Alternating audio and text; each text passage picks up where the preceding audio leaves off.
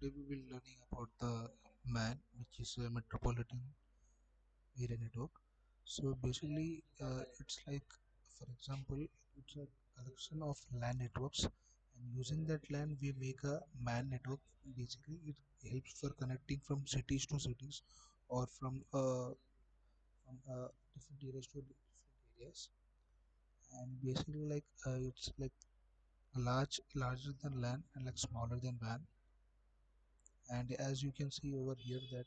mm LAN is for example, if you connected LAN to the office LAN, and this is a one network has been created, and in this home LAN has been created, and in this school LAN is I mean school lab, this LAN is created.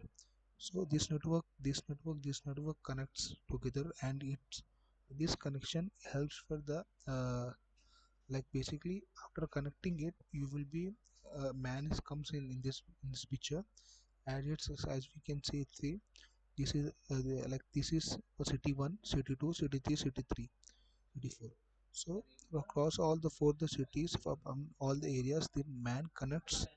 Basically, like it connects from the fiber optical cables.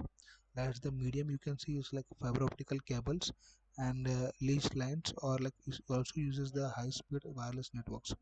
So as you can see over here, like leased lines are like this. So these are the leased lands. So if you see over this type of connections, like basically it's used for the man network from one cities to different cities connecting through it. And we have metro ethernet is also. So basically this uses for also this for transferring the data from city 1 to city 2. So this is an example, as you can see in this. So basically it's an uh, man network.